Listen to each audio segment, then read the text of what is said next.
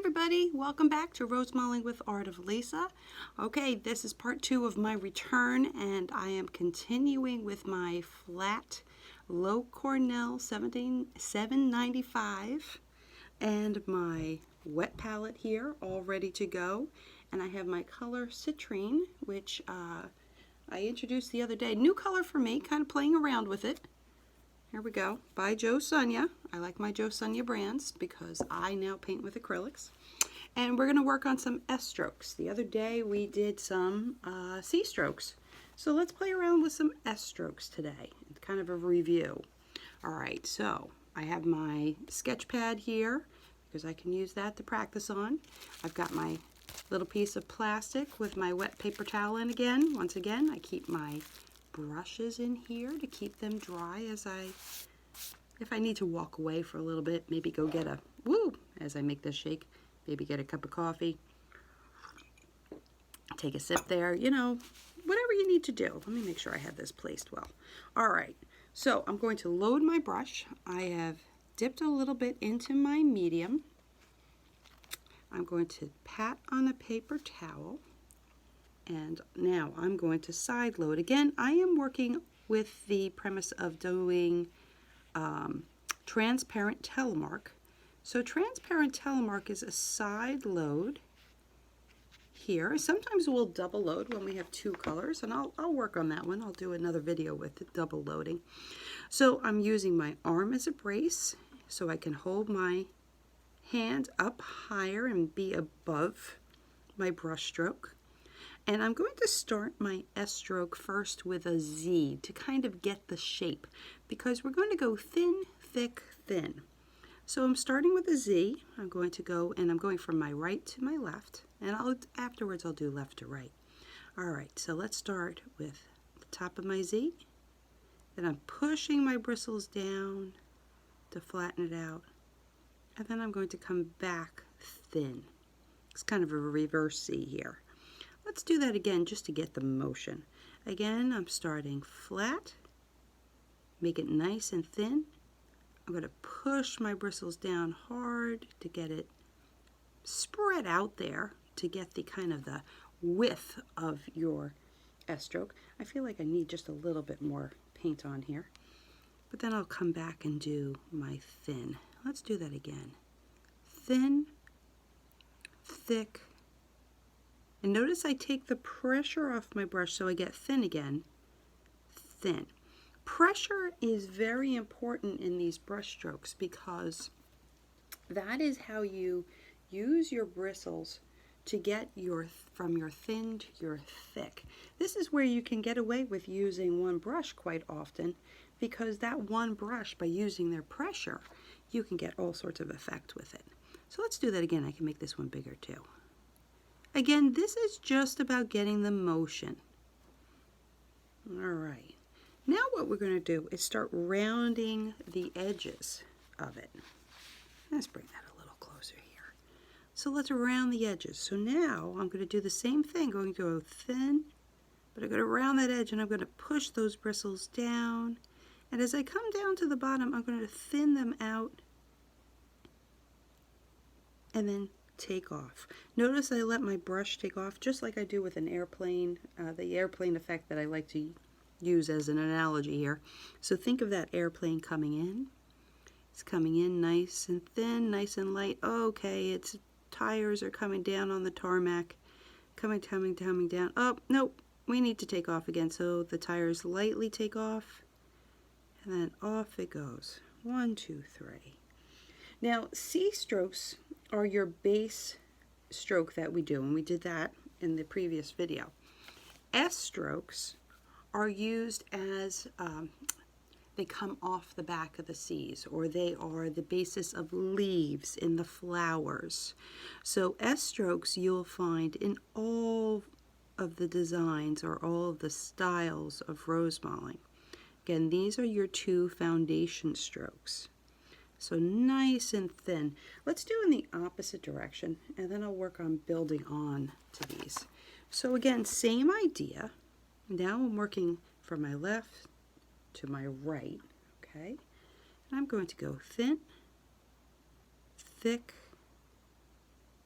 thin. Now I put my dark on the bottom side there. After a while, when you side load, you start to realize where your heavier side of paint, your darker side is. So you'll see how to flip your brush to make sure that you have that in the right place. Okay, here we go. Now we'll just start rounding. I think I'll flip this over. Now I'll just start rounding your edges. And notice I'm just applying pressure. I'm not really turning my brush. I'm just applying the pressure and pulling. So I'm pulling towards me. And notice I always try to pull my brush towards me. It's much easier to control a brush while it's coming towards you than it is when you're pushing it away from you. All right, let's build on these S's a little bit. Let's just flip this over. This is also the nice thing of working with acrylics and working on sketch paper, is you can kind of flip to your next page without an issue. Now you can do these with oils as well. And if you're using oils, you can use linseed oil or walnut oil as your medium. And you can get just the same effect with that. I switched to acrylics a little over 20 years ago. I painted with oils for 20 years prior to that, or approximately 20 years prior to that. And I started having children, and it was nice to have the, not to have all the odors in the house. That's kind of why I switched. All right, so let's build on those S strokes here. We're going to make them into leaves. So just like with C strokes where you have a sister stroke, S strokes do also. And again, you can make these strokes as big and as small as you like. Let me just do an example here. So I can use this same brush and make this nice small S stroke, or I can use this stroke, this brush, and do a nice big S stroke. Notice how much wider it is? I can even go smaller. Okay, and that all depends on your chiseled edge and the pressure you put on there. Right, just some nice little S strokes there. Look how teeny that is. Just bop it down and pull it up the airplane there. All right, let's make a leaf from these. And when we're making a leaf from S strokes, we're going to do our first stroke here. This is your backbone of the leaf, right? And get a nice shape to it. And remember, when I say C strokes and S strokes, they're not literal C's and S's, but that is the basic shape that they have. All right, so here's my first stroke here. Now my second stroke, my first stroke comes all the way around and stops. My second stroke is almost going to stop about 2/3 of the way up. Now, remember, if I say 2/3, that doesn't mean that every single one where you do 2 strokes is 2/3. Different patterns, different things that you might do on your own might have a slightly different shape to it. But this is a great way to explain it to start with. Okay, so let's do that. Backbone.